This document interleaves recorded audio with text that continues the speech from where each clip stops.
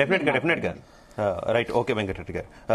So Malleshwar గారు, మీ opinion ఏంటి? నిన్న జరిగినటువంటి క్యాబినెట్ భేటీకి సంబంధించి అన్ని పార్టీల నాయకులు అయితే అన్ని అంశాలు కూడా దాదాపుగా ప్రస్తావించినటువంటి పరిస్థితి. ముఖ్యంగా ఉద్యోగులకు సంబంధించినటువంటి అంశంలో మనకి వెంకటరెడ్డి గారు చెప్పారు, సుమిత్రా ఆనంద్ గారు చెప్పారు, అసలు ఉపయోగమే లేదు దాంతో అన్న చందాన వారు మాట్లాడుతున్నటువంటి సిచ్యువేషన్. ఇక మెట్రో విషయాన్ని కూడా వారు ప్రస్తావించినటువంటి పరిస్థితి. ఏం చెప్తారు? ముందుగా ప్యానెల్లో ఉన్నటువంటి మిత్రులకు మరి జీ తెలుగు ప్రేక్షకులకు నమస్కారం.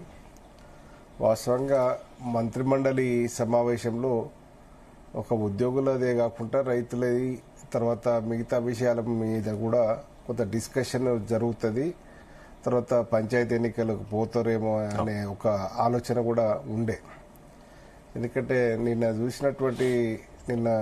తీసుకున్న నిర్ణయాలు కొంత అంటే ఉద్యోగులకు కొంత వరంగా ఉన్నా కూడా ఉద్యోగులకు ఒక ఆరోగ్యశ్రీ పథకం, ఆరోగ్య పథకంతో కొంత సేఫ్ అయితే ఉన్నారు, కానీ వాళ్ళ బాధలు మామూలుగా లేవు. ఎందుకంటే ఇప్పటికీ ఒక 5 డిఏలు పెండింగ్ ఉన్నాయి అనే దాని మీదనే ప్రస్తావన చేస్తున్నటువంటి పరిస్థితి చూస్తున్నాం.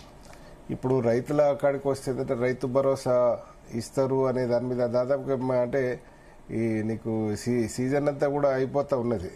నీకు రబీ సీజన్ అంతా కూడా ఇక్కడ ఫిబ్రవరి మాసంలో అంటే దానికి అదృష్టం కొద్ది కాంగ్రెస్ కలిసి వచ్చింది అంటే పంచాయతీ ఎన్నికల్లో కోడ్ వచ్చింది భరోసా ఇవ్వకుండా.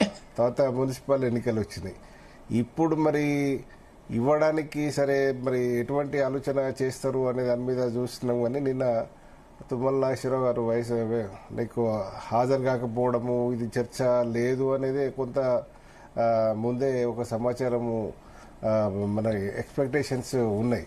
అయితే ఇక్కడ అంతా కూడా ఏంటంటే నీకు ఉద్యోగుల చుట్టే ఉద్యోగులకు వరాలు అనే దాని మీద చెప్పుకుంటా ఉన్నాం. కానీ ఉద్యోగుల కాడికి వస్తే ఏంటంటే కొంత ఈ మధ్య కాలంలో వెంకరెడ్డి సార్ కూడా ప్రస్తావించిండు. ఎందుకంటే ఆ పెన్షన్ రాక ఒక అంటే జాప్యంతో ఆరోగ్యానికి సంబంధించినటువంటి ఖర్చులు లేక చనిపోయిండు అనే ఒక వార్త ఏదైతే ఉందో కొంత ప్రభుత్వాన్ని కదిలిచ్చిందని. అంటే రైతు బంధు కేసీఆర్ ఇచ్చినప్పుడు రైతు బీమా కూడా చేసిండు. అంటే చనిపోయిన రైతులకు 5 లక్షల రూపాయలు రైతు బీమా ఇచ్చినట్టే దాంతో చాలా కుటుంబాలు, చాలా అగమ్యగోచరంగా ఉన్నటువంటి కుటుంబాలు రైతు చనిపోయినాక వాళ్లకు ఎలాంటి ఇబ్బందులు లేకుండా ఎవరి మీద ఆధారపడుకుంటున్నటువంటి బతికినటువంటి పరిస్థితి మనం చూసినాం. ఇప్పుడు ఉద్యోగుల కాడికి వస్తే ఏంటంటే ఈ స్కీమ్ వల్ల వాస్తవంగా చెప్పాలంటే చాలా అడ్వాంటేజ్ స్కీము. కాకపోతే అంటే మనకు పెండింగ్ డిఏలు కావచ్చు, ఈ ఐఆర్ ఇటువంటి సమస్యలు కొంత మనకు ముందు లేకపోవడం వల్ల ఏంటంటే ఎక్కడ మనకు రాని దాని గురించి ఆలోచిస్తా ఉంటాం, వచ్చిన దాని గురించి సంబరపడేది తక్కువనే ఉంటాయి. అయితే దాదాపుగా 3,56,000 రెగ్యులర్ ఉద్యోగులకు కావచ్చు, పెన్షనర్స్ కావచ్చు. పెన్షనర్స్ కూడా తక్కువ లేరు. ఎందుకంటే 2,88,000 పెన్షన్ అంటే లెక్కల ప్రకారం ఉన్నారు. ఆ పద్ధతిలో వీళ్ళందరికీ కూడా బెనిఫిట్ ఉంది. తర్వాత పెన్షనర్స్ కు ఈ స్కీమ్ బాగా ఉపయోగపడుతుంది. ఎందుకంటే ఇప్పుడు సహజ మరణానికి ఇప్పుడు రెగ్యులర్ ఉద్యోగులకు సహజ మరణానికి 10 లక్షల రూపాయలు ఇప్పుడు ఎవరిస్తారు? ఇప్పుడు మనము ఇప్పుడు ఉద్యోగుల పరిస్థితి కూడా అంత అంటే ఆశాజనకంగా కూడా ఏం లేదు. అంటే అయితే మల్లేశ్వర్ గారు, ఇందాక మనకి వెంకటరెడ్డి మీరు ప్రస్తావించిన అంశాన్ని నేను ప్రస్తావిస్తున్నా. వెంకటరెడ్డి మల్లేశ్వర్ గారు అడుగుతున్నది అకాల మరణం కాదు, ప్రమాదానికి గురి అయితే మాత్రమే ఇస్తారు. లేదు, అయితే సహజ మరణం అని ఇప్పుడు నిన్నటి నుంచి అదే జరుగుతుంది. సహజ మరణానికి కూడా 60 ఏళ్ల లోపు 10 lakhs ఇస్తామనేది ఒకటి చెప్పారు. అయితే అయితే 1.2 crores ఇచ్చేది ఏంటంటే యాక్సిడెంటల్ దాని మీదనే చేశారు. అయితే యాక్సిడెంటల్ దాని మీద ఎవరం కావాలని కోరుకోరు. కాకపోతే ఏంటంటే ఒకవేళ జరిగితే మాత్రం ఆ కుటుంబాన్ని ఆదుకోవడానికి ఒక మంచి బెటర్ స్కీమ్ అది. అలా ఏమి ఇది లేదు. కానీ స్కీమ్ ఇందాక మనకి వెంకటరెడ్డి గారు మాట్లాడుతుంది, స్కీమ్ మంచిదే కావచ్చు, కాకపోతే అసలు ప్రభుత్వం నిధులు ఇస్తుందా అనేటటువంటి ఒక సందేహాన్ని ఆయన వ్యక్తం చేశారు కదా. అయితే ఇప్పుడు ప్రభుత్వము గత ప్రభుత్వాలను చంద్రబాబు ప్రభుత్వాన్ని చూసినాము, తర్వాత కేసీఆర్ ప్రభుత్వాన్ని చూసినాము. ఇప్పుడు కాంగ్రెస్ కూడా తప్పు చేయదు. ఎందుకంటే ఉద్యోగులతోటి పెట్టుకుంటే ఏం జరుగుతుంది అనేది 2 ప్రభుత్వాలను చూసినాము.